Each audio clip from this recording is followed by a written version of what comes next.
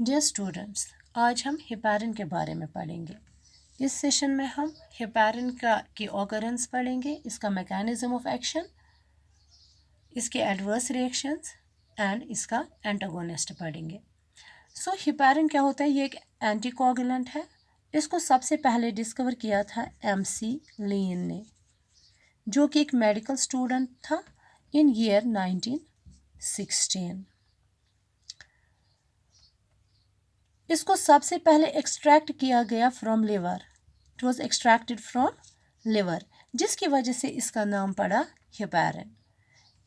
Heparin क्या है? ये एक म्यूकोपॉलीसैकेराइड है।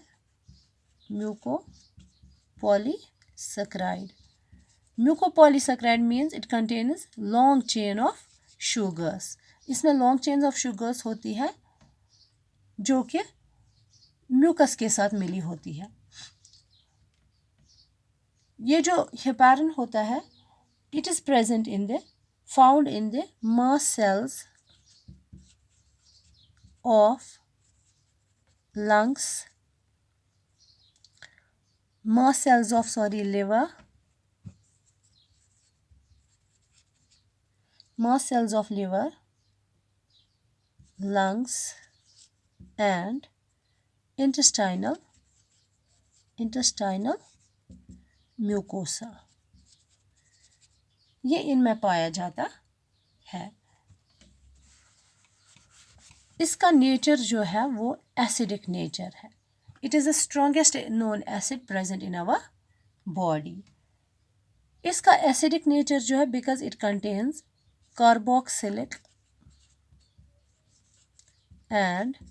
कार्बोक्सिलिक एसिड एंड सल्फेट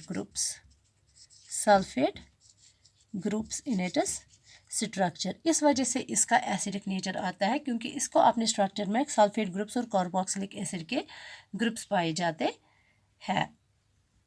ये जो हेपारिन होता है, it is the powerful anticoagulant. ये पावरफुल एंटीकोगुलेंट माना जाता है because it acts both in vivo and vitro. ये दोनों जगह पे काम दिखाता है। मीन्स इन बॉडी भी काम दिखाएगा एंड आउटसाइड आवर बॉडी भी ये काम दिखाता है। This was about the occurrence. Now अब हम पढ़ेंगे मैकेनिज्म ऑफ एक्शन। ये जो हेपारिन होता है, it acts bye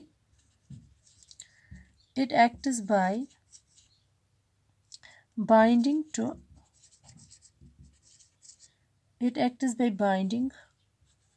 to antithrombin third and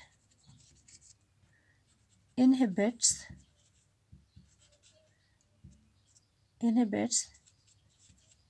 activated thrombin and factors like 10A and 9A।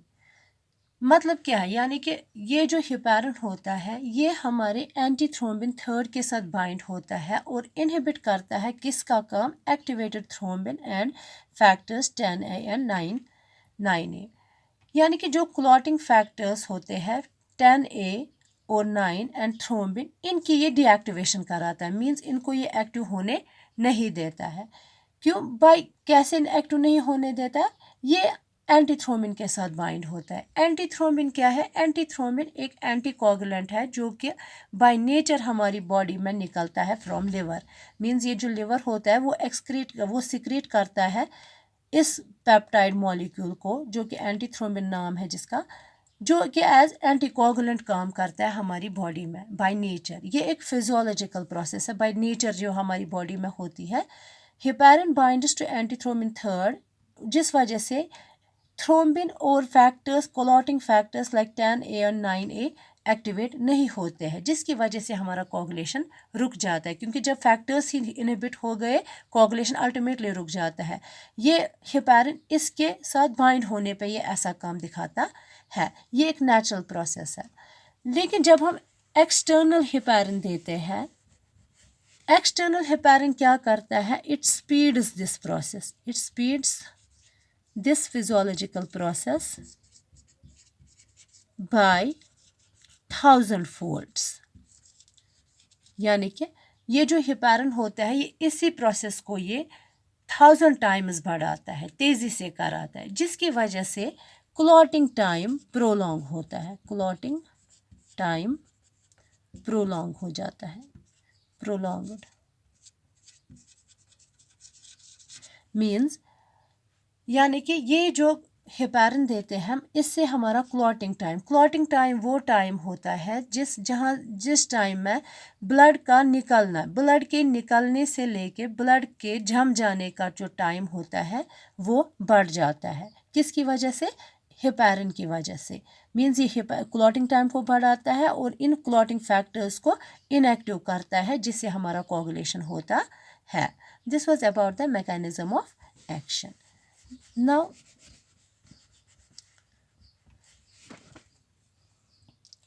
ये इसका दूसरा काम है, इट एक्ट्स ऑन इट। ये इसका हेपेरिन का दूसरा फंक्शन क्या है? एक तो ये एंटीकोगुलेंट काम करता है, नंबर 2 इसका फंक्शन है it activates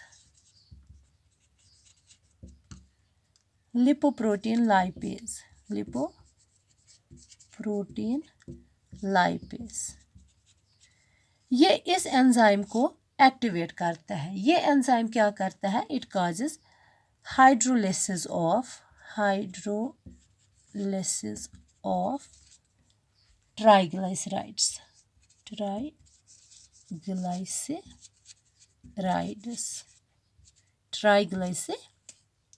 it causes hydrolysis of, it activates lipoprotein lipase जो कि हाइड्रोलिसिस ऑफ ट्राइग्लिसराइड्स कराता है, जिसकी वजह से लिपिड्स जो होते हैं वो क्लियर हो जाते हैं हमारी बॉडी में।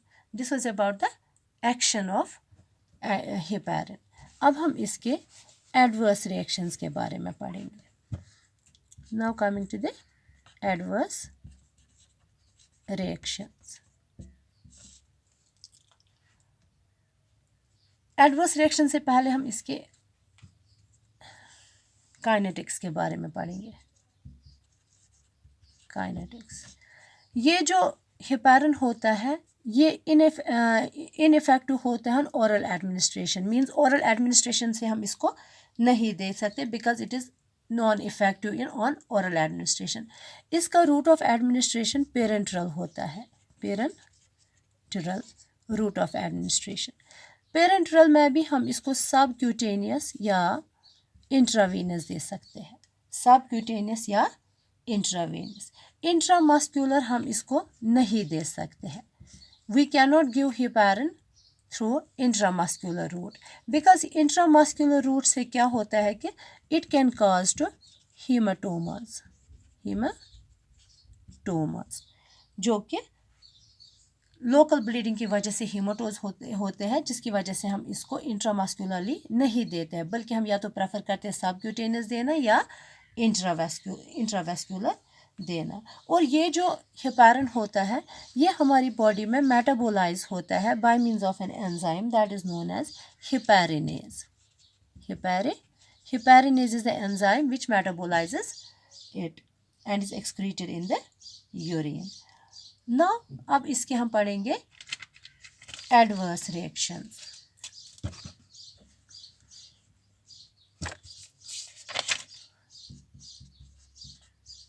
Adverse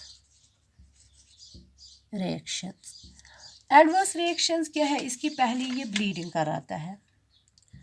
number first, bleeding means anticoagulant effect दिखाएगा, अगर ज़्यादा हो जाएगा तो ब्लीडिंग ही कराएगा।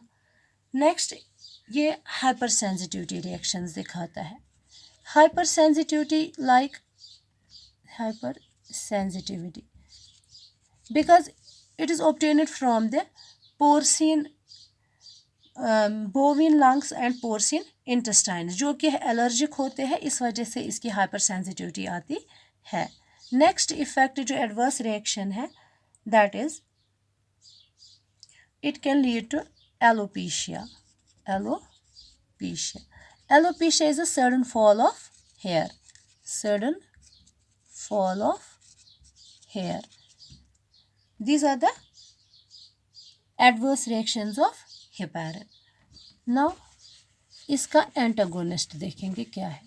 अगर ओवरडोसेज होगी, हेपारिन एंटागोनिस्ट. अगर हेपारिन की ओवरडोसेज होती है, माइल्ड ओवरडोसेज होती है, ऐसे केस में हम स्टॉपेज ऑफ ड्रग करते हैं नॉर्मली. लेकिन अगर एक्सेसिव सीवियर ओवरडोसेज होगी हेपारिन की, तब हमें एंटागोनिस्ट यूज़ करना पड़ता है, जिसका नाम है protamine sulphate. Protamine sulphate. Protamine sulphate क्या है? ये एक प्रोटीन है जो कि हम स्पर्म से लेते हैं. Sperm of fish. Sperm of fish से लेते हैं, जो कि इसका इफ़ेक्ट न्यूट्रलाइज करते हैं. मींस हमने पहले ही पढ़ा कि हेपारिन एसिडिक होता है, ये स्ट्रॉन्ग बेस होती है, जिसकी वजह से ये इसका इफ़ेक्ट न्यूट्रलाइज करते हैं और हमें प्रॉब्लम सॉर्ट आउट हो जाती है. So this was about the heparin. For further details, we will continue in next session.